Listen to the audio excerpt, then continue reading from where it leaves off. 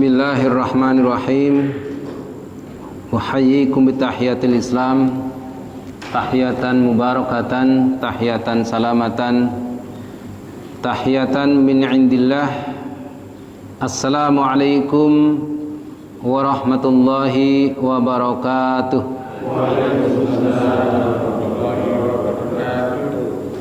Alhamdulillah alladzi arsala rasulahu bil huda wa dinil haqq liyudhhirahu 'alad dini kullihi wa kafa billahi syahida. Asyhadu an la ilaha illallah wahdahu la syarika lah wa asyhadu anna Muhammadan 'abduhu wa rasuluhu la nabiyya ba'dah. Allahumma salli ala sayyidina Muhammadin wa ala alihi wa sahbihi ajma'in. Amma ba'du. Faya ibadallah usikum wa iyaya bittaqwallah faqad fazal muttaqun. Jemaah sekalian yang dirahmati Allah Subhanahu wa taala, ada sebuah kisah sebelum kita menginjak pada materi berikut lanjutan dari yang lalu. Saya ingin bacakan satu kisah ketika Wahab bin Munabbih menceritakan bahwa Nabi Isa alaihissalam pernah keluar untuk melakukan sebuah perjalanan bersama seorang Yahudi. Jadi Nabi Isa keluar melakukan perjalanan dengan seorang Yahudi. Yahudi ini membuat 2 potong roti.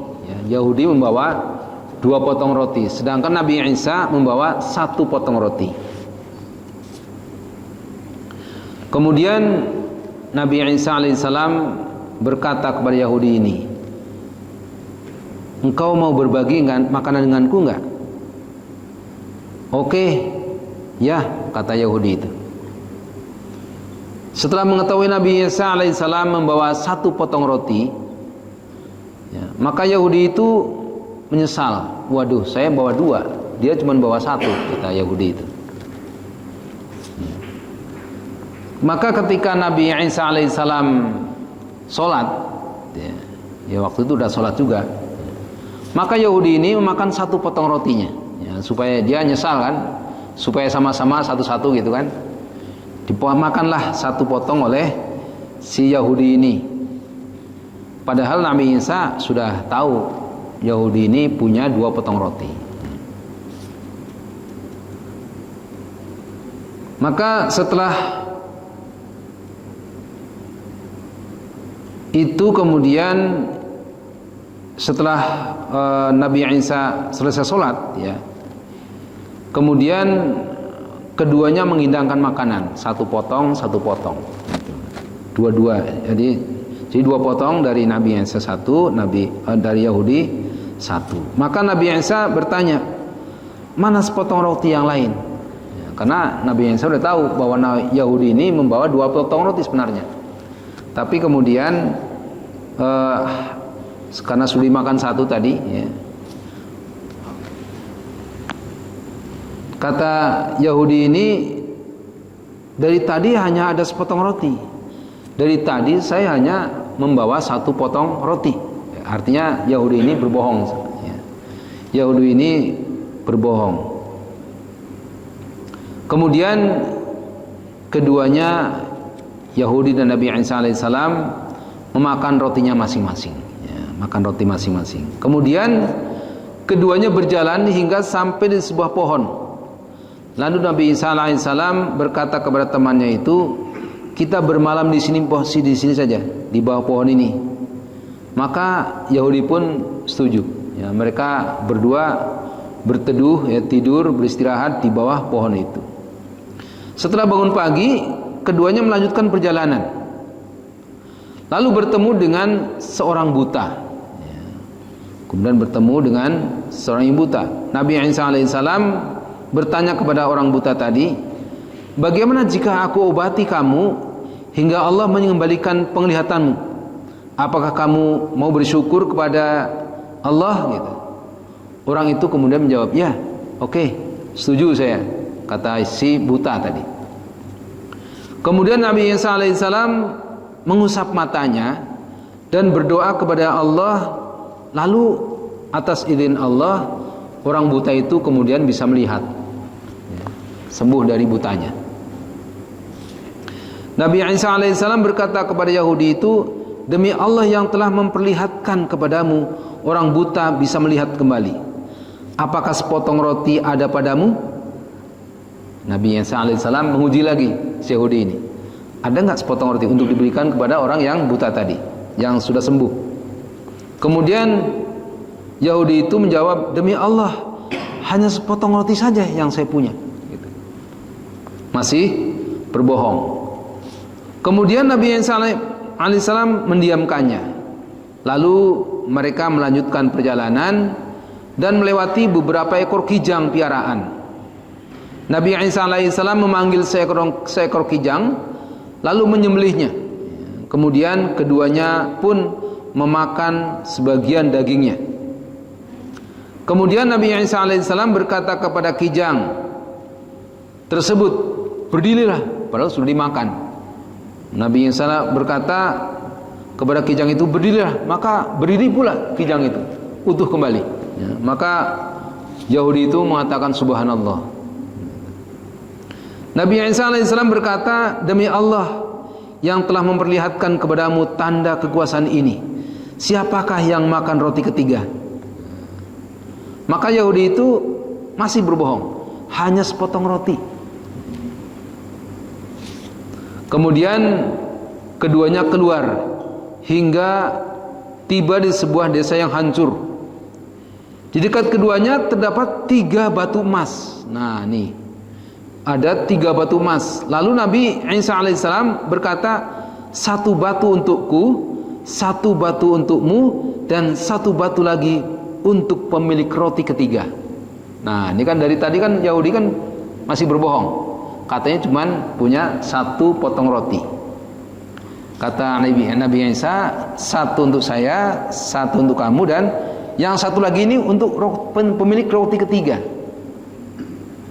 Jadi Nabi Isa masih menguji Yahudi tadi. Maka Yahudi kemudian melihat emas tadi, ya, kemudian berkata, saya pemilik roti ketiga. Saya memakannya ketika kamu sholat tadi. Ketika kamu sholat, saya makan 1.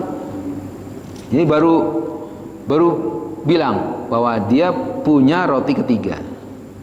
Nabi Isa alaihissalam berkata, semuanya untukmu. Udah, untuk kamu semuanya aja, 3-3-nya. 3 bongkah emas itu untuk si Yahudi semuanya. Kemudian Nabi Isa berpisah dengannya.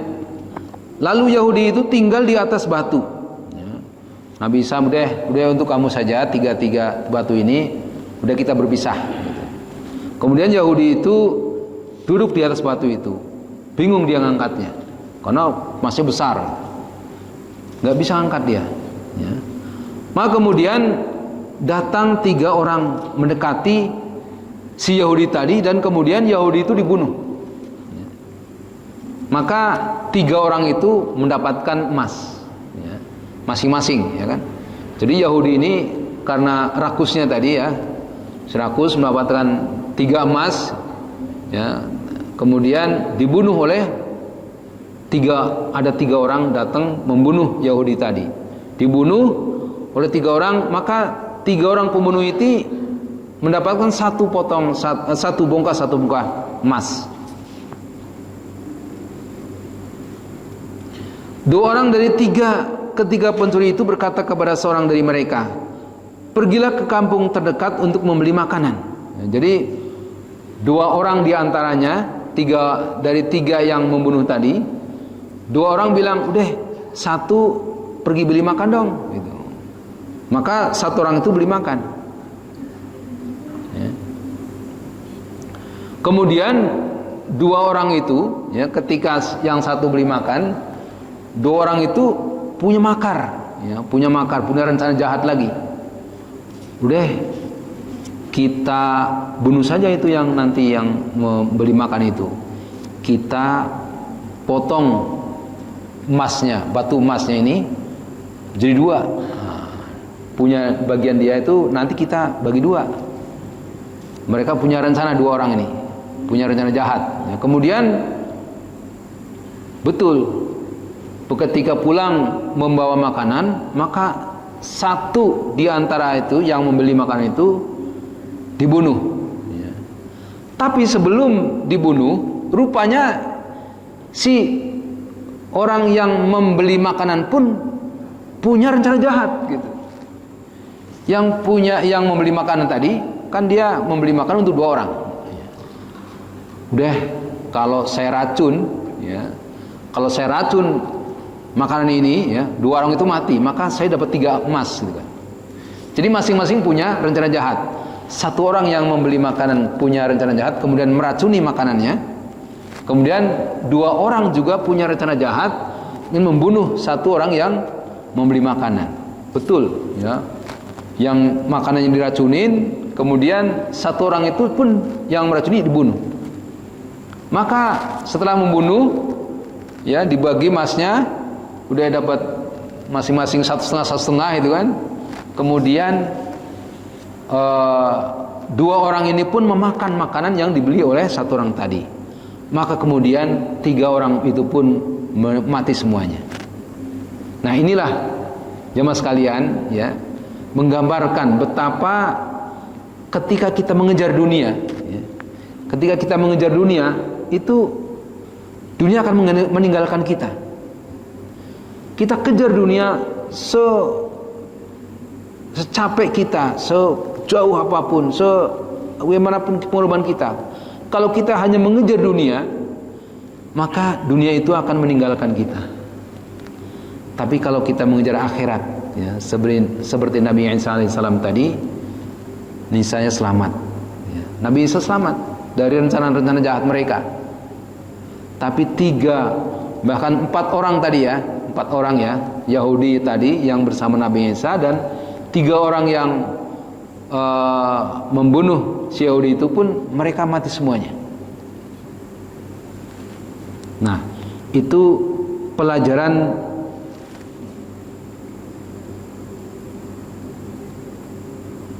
besar untuk kita semuanya, ya. Jadi setelah itu Nabi Isa alaihissalam melewati mereka. Jadi Nabi Isa kemudian lewat. Ketika melihat keempat orang itu mati tersungkur di dekat batu masjid itu, Nabi Isa alaihissalam menunjuk ke arah mereka, dan emas yang ada di dekat mereka, seraya berkata kepada para pengikut setianya, demikianlah dunia berbuat kepada para pencintanya, maka berhati-hatilah. Nah, ini Nabi Isa alaihissalam rupanya ingin memberikan pelajaran kepada para pengikutnya yang setia, yaitu ini akibatnya ketika orang mencintai dunia, para pecinta dunia dikejar, akhirnya dia terlempar sendiri, ya. Ini pelajaran besar. Satu kisah ini saya baru membaca, ya, jadi luar biasa pelajaran dari kisah ini, sehingga saya ingin kita semuanya juga mendapatkan pelajaran dari kisah ini.